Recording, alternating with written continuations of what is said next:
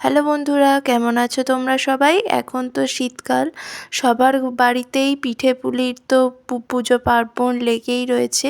তো আজকে আমি চলে এসেছি সেই রকমই একটা পিঠের রেসিপি নিয়ে। তো আজকে আমি বানাবো সরু চাকলি। তার জন্য আমি নিয়ে নিয়েছি আতপ চাল, যেটা আমি সারা রাত ভিজিয়ে রেখেছিলাম, আর বিউলির ডাল। তো আতপ চালটাকে আমি প্রথমে বেটে নিয়েছি, আর বিউলির ডালটাকেও আমি বেটে নিয়েছি। তারপর ওই আতপ চাল বাটার মধ্যে আমি দিয়ে দেব পরিমাণ মতো লবণ। পরিমাণ মতো লবণ দেওয়ার পর ওই চালের বাটার সাথে নুনটা ভালোভাবে মিশিয়ে নিতে হবে। নুনটা ভালোভাবে মিশিয়ে নেওয়ার পর এর মধ্যে ওই বিউলির ডাল যেটা বাটা হয়েছিল সেটা দিয়ে দিতে হবে। দেওয়ার পর এটাও ওই চাল বাটার সাথে ভালোভাবে মিশিয়ে নিতে হবে। চাল আর বিউলির ডালটা ভালোভাবে মেশানো হয়ে গেলে এর মধ্যে দিয়ে দিতে হবে জল।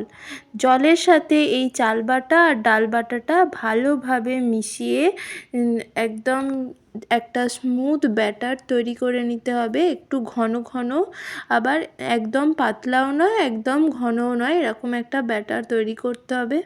তারপর একটা কড়াইতে তেল ব্রাশ করে ওতে একটু ব্যাটার দিয়ে গোল করে ঘুরিয়ে একটা গোল শেপ দিয়ে চাপা দিয়ে দিতে হবে। তারপর দেখবে চাপাটা খুললেই ধার থেকে উঠে আসছে আপনা আপনি।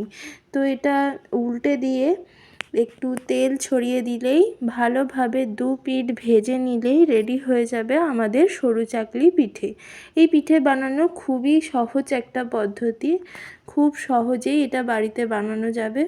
এই যে দেখুন, আমাদের সরু চাকলি পিঠে রেডি হয়ে গেছে। এটা তো গুড় দিয়ে খেতে দারুণ স্বাদ লাগে।